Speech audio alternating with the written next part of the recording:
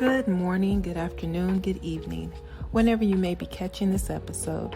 Welcome to Coffee and Conversation, where we discuss all things healing.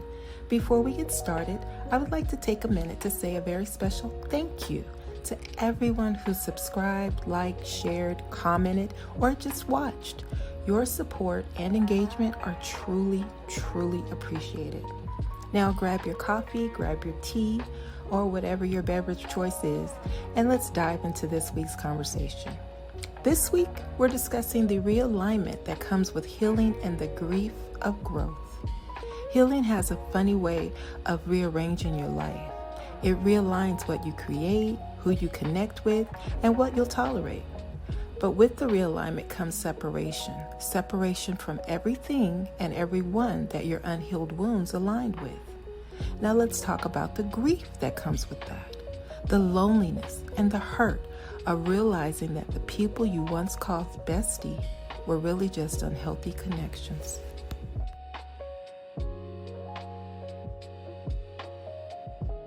If you pay attention, walking through an aquarium can feel like walking through another version of your life.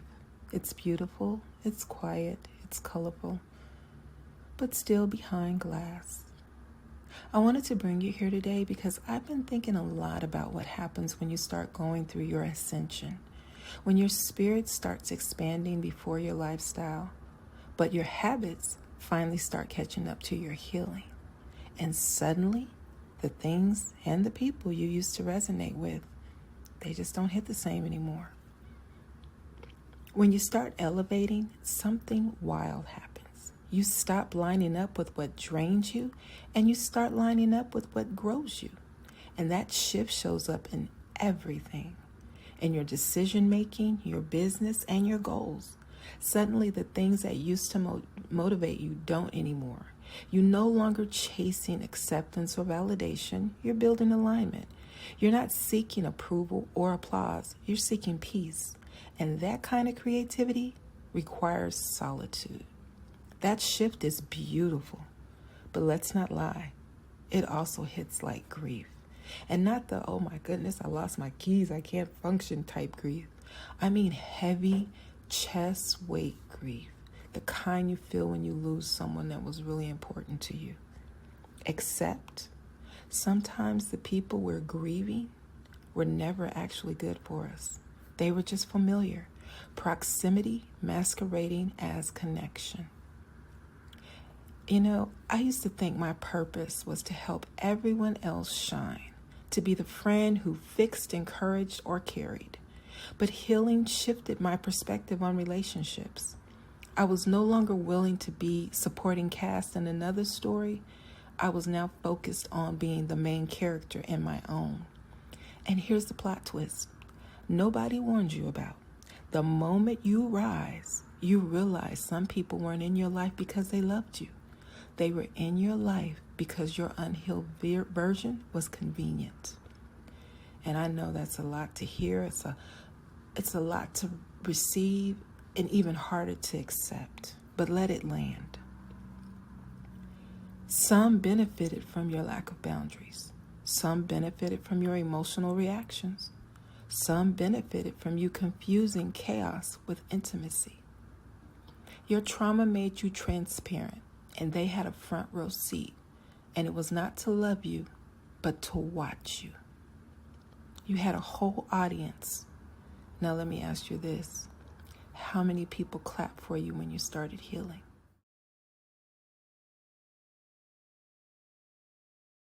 That's why ascension feels like stepping into a new timeline. Not a cute little new me, new chapter. No, a whole new dimension where the old players don't even have a passcode. Because the meaning behind things shifts. That heartbreak you thought was going to kill you becomes a catalyst to your healing. Those friendships you held on to out of obligation, now you finally see they were held together with your over-functioning, over-explaining, and over-caring. Even your silence changes meaning. It goes from being, I don't know what to say, and turns into, I don't owe you an explanation. And yes, there's grief, real grief. because you're losing the version of yourself who thought she had to settle for breadcrumbs. You're losing the version who thought loyalty required self-abandonment. You're losing the version who thought proximity was love. And you're losing the people who only knew how to connect with your wounds. You'll grieve the loss of friendships that can't meet you at your healed level. Since your life is no longer trauma-centered, the relationships you built based on that trauma no longer align with you. You acknowledge the spaces and places your brokenness was comfortable in, and you grieve the version of you that once settled for those crumbs. But the grief doesn't last long because it's quickly replaced by peace. You realize you're not losing people, you're losing patterns.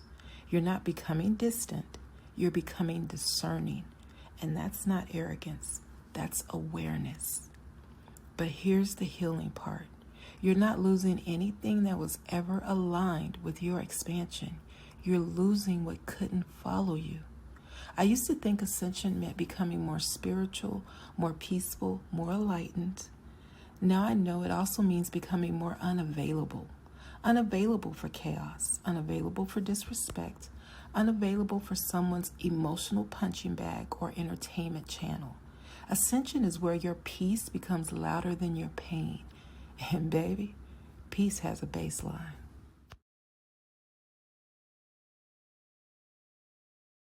Look at them. So colorful, so abundant, and moving together with purpose.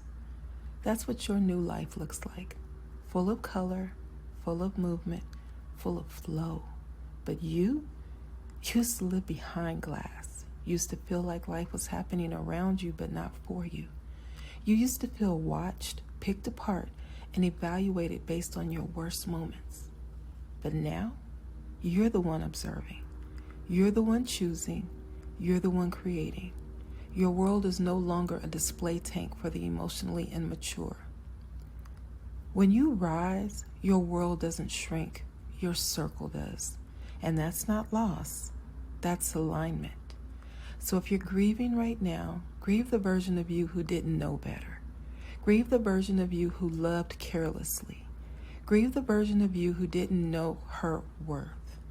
But don't you dare grieve people who mishandled you. Ascension teaches you something liberating. The loss wasn't as big as you thought, but the freedom you'll experience is. And this timeline you're stepping into, it's not just bigger, it's brighter, it's colorful, just like this aquarium, except this time, you're the one swimming free. Stay focused, stay patient, and keep healing. God's still writing your story. Until we meet next time, have a great week. Peace and blessings.